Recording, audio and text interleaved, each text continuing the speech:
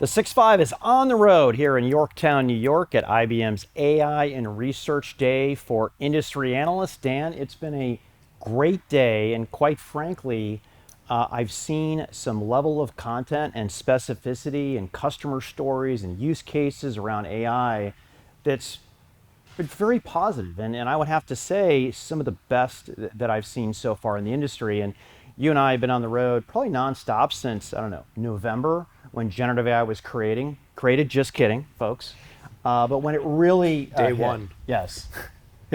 Yeah, so it's really good to be here, and of course it's always great to come out to Yorktown. This is the research center, and by the way, it's not just where AI is happening, it's where a lot of things are happening. We're going to hit that right here. But yeah, I mean, if you follow our X or Twitter or whatever we're calling it these days, if you follow our LinkedIn, you'll see that there was some really good information that was shared in the public domain. Some really great business use case, ROI stuff. You know I love that stuff. And also there was some stuff that, we can't share just yet. But what I will say overall is between November, when generative AI was invented, okay, I'm going to last time on that joke, and today, we have seen some really, really great progress. And IBM has been in the lead, taking things GA first and doing some great things. But you know what, Pat? Everyone gets to hear from us. Yes, let's bring in Rob and Dario. Great to see you again, and welcome back to the 6.5. It just seems, it was just a few months ago that we were talking in Florida, baking in the sun together, talking about the very beginning of some of your biggest AI announcements. So welcome back to the show. Great to be here, and glad you guys came to Yorktown. Really nice to have you. As long as I don't try to get an Uber out of here, I'm going to be just fine. But y'all can keep me here. That's what you can do. We want you to stay. That might be part of the plan, Dan. So I wouldn't float that if I were you. It's good to be loved. So, Pat, you sort of teed this up really nicely. And Rob, I'm going to start with you. But it was about 6 months ago, and as the sun came over the building and you and I were sweating, we were also really getting a number of meaningful updates. And the advancement of your AI strategy with Watson X was really taking shape at your event, your Think event back in May. But it's been 6 months, believe it or not. It's been 6 months, half a year. And half a year in Gen AI time is enough for 300 more companies to come to market with some type of solution. And meanwhile, you've been heads down, working hard. Talk about what has happened in the last 6 months in terms of your AI business strategy. So to recap what we said in May, we said we're going to deliver AI for business, which by definition has to run on hybrid cloud because everybody has data everywhere. So the base of what we're doing is in Red Hat OpenShift AI. On top of that, we deliver Watson X. That is our platform for generative AI and frankly, all kinds of AI. We've got a builder studio, we've got a data platform, we've got governance, which is coming later this year. And we also talked about this family of what we call AI assistants. These are more line of business focus, functional role focused, and since that time, I will tell you the client response, the partner response has been incredible. We have settled on, I call it the big three. Three big use cases that are sticking out over all others. One is digital labor. How do I automate repetitive tasks in my business? Every company's looking to be more productive, a bit more fit in their operations. Watson X Orchestrate is really our flagship product for that, and that's doing quite well. Next use case is customer service. How do I make serving clients better for the clients, make my team more productive? With Watson X Assistant, we've had a lot of success there. And then third is around application modernization or code. We recently made available Watson X Code Assistant, starting on mainframe and Ansible, but we're just getting started. And as I look at what's happening with clients, and we shared a lot of client stories with you all today. Yes, you did. Thank you, I think there was nearly 100 or so that we talked about. Everybody kind of starts with one of those three, but then it quickly branches out. And I think the universe of use cases is probably 20 or 30 at this point. Yeah, interesting. Dario, how about you?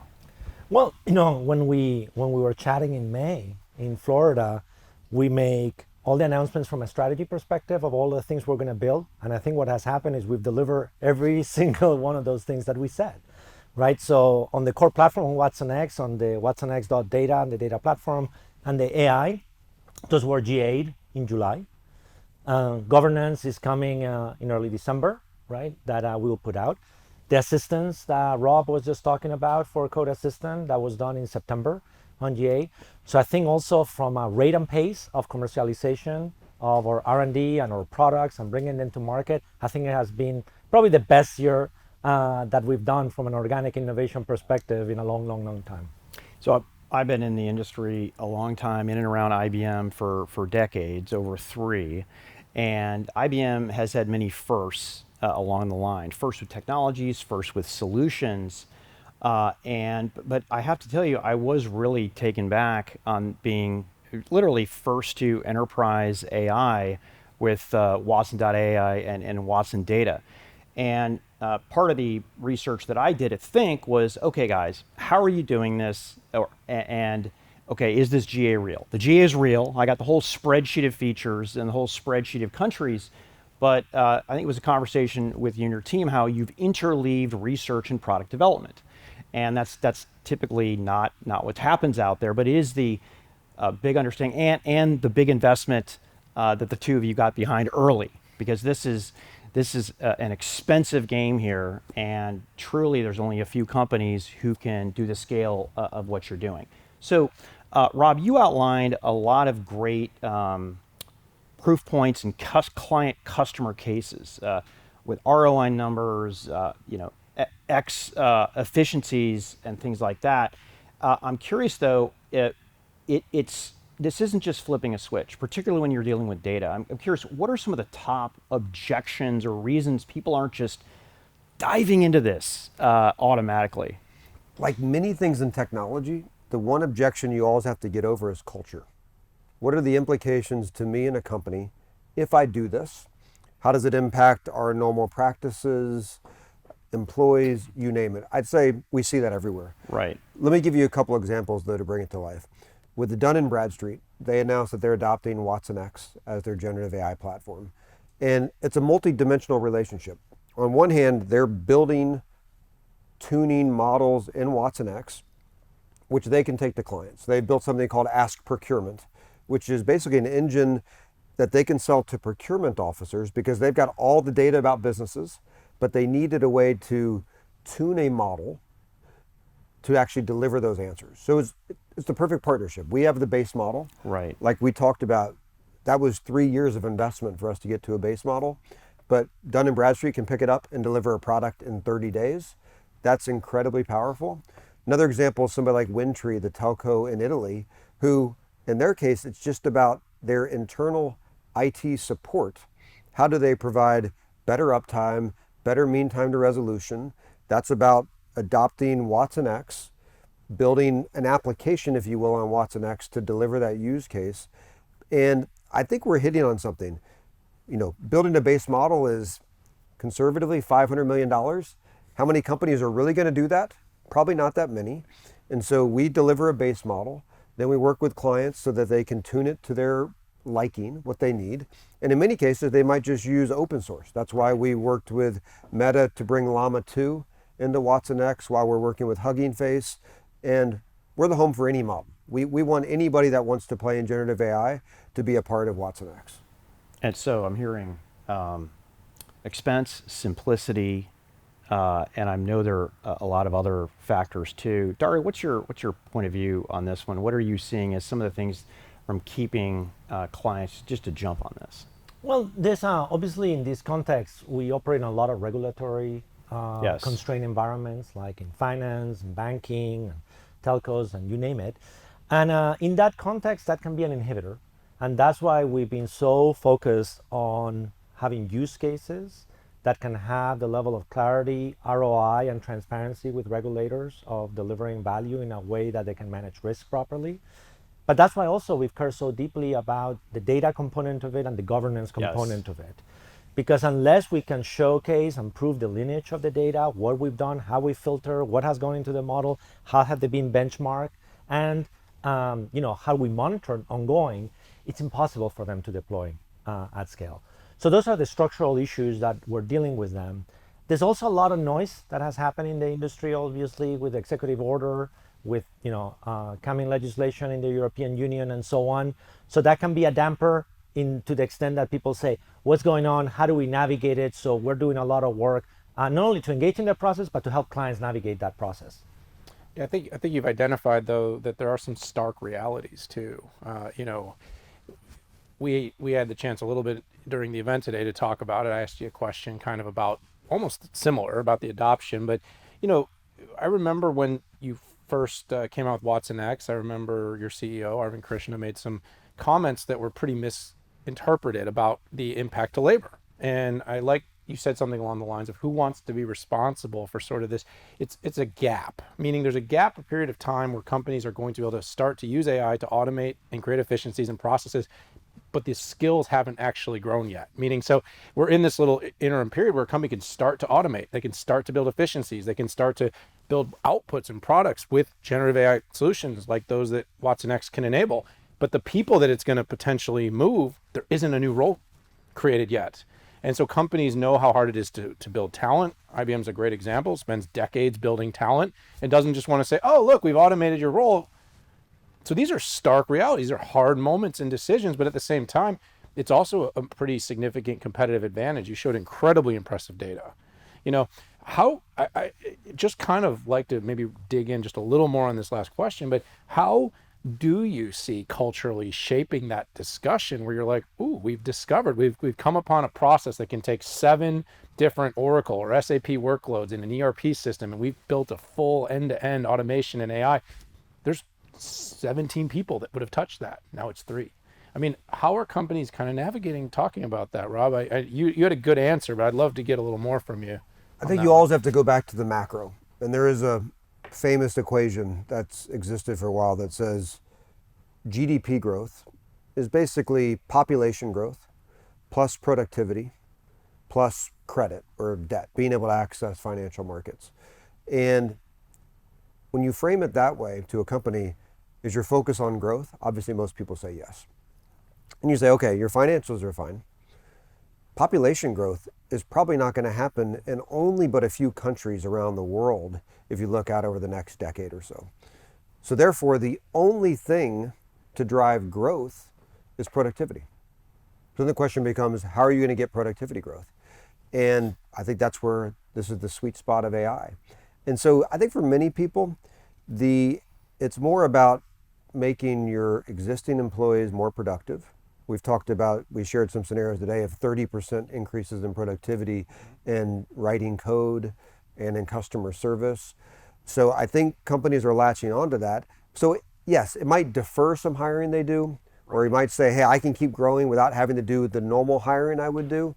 But this is really about productivity, which I think has to be at the top of the list for every company right now.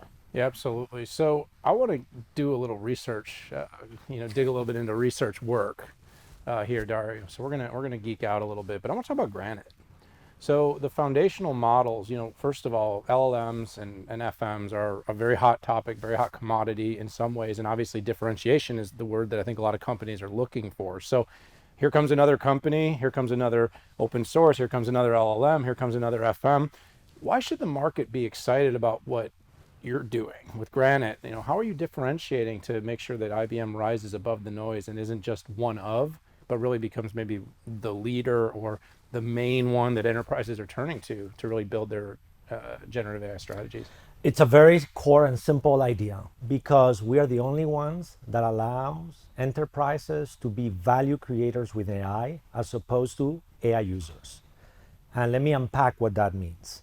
So you can create a great model and you say, here's my model, it's behind a black box, here's an API, use it. It's great. You can deliver productivity and improvements around that. That is available to everybody. It's a new baseline. It's not a form of competitive advantage. It's just a new basis of competitiveness. But if you're an enterprise and you want to be in the value creation journey, meaning at the end, foundation models are nothing but a new representation of the data. Data is a source of competitive advantages for almost every business. And what we allow them is to say, here's a base capability that is highly performance, that is world-class. We indemnify you, we stand behind that model.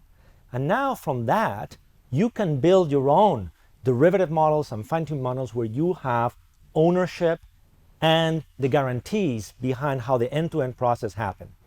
When that occurs, now we've enabled enterprises to have ownership of an asset, which is their own foundation models that embody their data in a way that they can be long-term value creators. There's nobody else that provides them all of those guarantees. Yeah, I don't read a lot of white papers, but I did read the white paper you published on Granite. And the first thing that struck me was, oh wow, they're actually telling me the type of data and where it comes from, how they parsed it, and some equations that I didn't fully understand. I had to ask my son, who's a data science major. But that was the first one I've seen, because most people don't want to tell you where they got the information from. And on one side, it's like, okay, this might be intellectual property. On the other side, maybe you don't want me to know where I got this data. Was it copyrighted data? And you've covered that not only, I feel like, with your openness in Granite, but also your indemnification along the lines. I did want to swivel that related thought into AI safety and governance. And what I've learned so far is, like, it means so many different things to different people. It goes from, AI going crazy and taking over everything that we do. Another person interprets it as hallucinations, or another person, it's speech that we don't want to see out there. You have long been a provider to highly regulated industries, so I am certain that you have a point of view on AI safety and governance. And Rob, maybe we'll start with you. What is your basic position on that? First of all, we are AI optimists. We are not AI doomsayers. We think this is going to do a lot of good Agree. for the world. We're in that camp too, so Excellent. we can all be friends. With WatsonX.governance, our focus is how do you help a company understand what is happening in their four walls and in their cloud environments with AI. Simple analogy I would use is it's a nutrition label for your AI. Love that one. What goes in, That was good, by the way. what comes out, what are the pieces? I mean, what does that mean for AI? It's things like data provenance, where did it come from, data lineage, who's had access to the data, how is the model making decisions, is it drifting away from what you would expect the outcome to be? These are the kind of reports, to Dario's point on regulated industries, if you're in a bank, one of your main jobs is to sit in front of a regulator and describe what you're doing. And the clients that are up and running with this right now, they can hand a report to the regulator that says, this is the nutrition label for our AI. That is incredibly powerful. Now, I think this is just starting with the regulated industries, and I think this will be every industry within, can't predict the timing, 2, 3, 5 years, I don't know. But it's not because there's some existential threat, back to the doomsayer point. It's because it's just good business. Right. To know what you're doing and why you're doing it. Yeah, that's good feedback. I'm curious, is IBM using this internally? Of course. Okay, can you talk a little bit about that? We were customer number one for what we called OpenScale at the time, which is now evolving, and that will be one of the components in WatsonX.governance. Our first use case was actually around hiring and talent. How do you actually filter and look at a lot of resumes so that you can do filtering and making sure there's no bias in how you're making those decisions? That was a pretty critical use case. Now, we're not in a regulated industry per se, so we're not constantly sitting in front of regulators like, say, a bank, so that's less our use case, but the technology applies in different scenarios. By the way, on this topic, on things like fairness and explainability and security of the model, there's a very rigorous science behind this. This is not just English words around that. There's a huge body of literature. We have been research and scientific leaders around that. You can look at the open source environments, AI Fairness 360 and Explainability 360 that we have crowdsourced with the community. Because when you look at metrics like fairness, there's many different definitions, and we implement all the algorithms necessary to be able to sort of, like, when you selected them, that you give us scientific answers as to what is happening.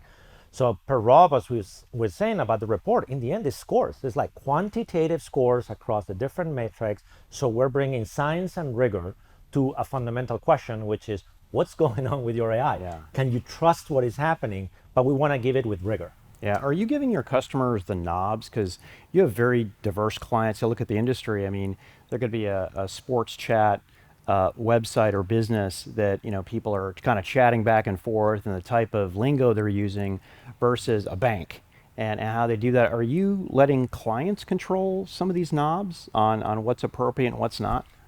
They have to, because think about it, you can't establish a baseline unless it's based on attributes of their business. Right. So by definition, they have to have some knobs, to use your term. I would also say that what we're doing with governance is not just for IBM models or watsonx.ai. We think this is an important enough topic that we're going to make watsonx.governance available to any AI. So you've got to integrate it. You've got to make, expose the logs and what's happening.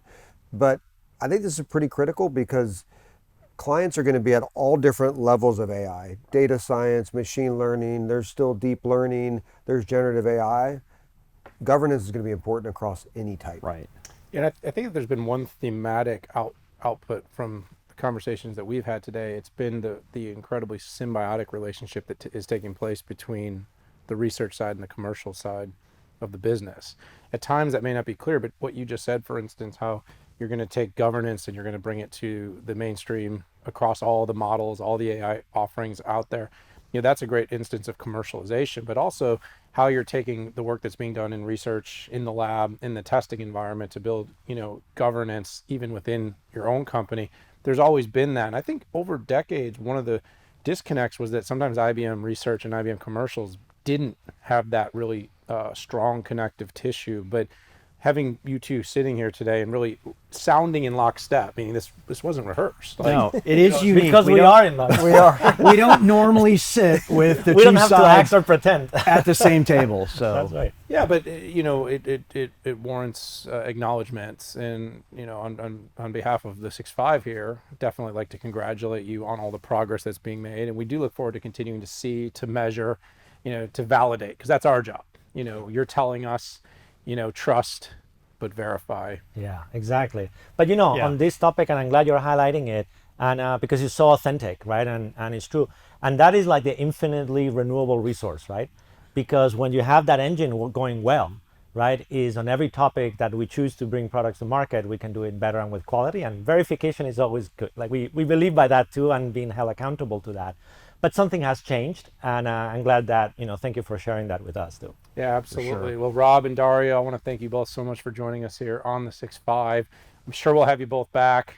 Hopefully it won't be 6 months, but either way, continue on with the great progress. We'll continue to pay attention and let the market know what we think. But signs so far, very good. Great. Thank you appreciate for it, being guys. here. Thank you. Thank you. All right, everybody, you heard it here. The 6.5 is on the road. We are in Yorktown at the IBM Research for the Analyst Research Day. Pat, great conversation here, but I think it's time for us to say goodbye. Thanks a lot, everybody. See you later.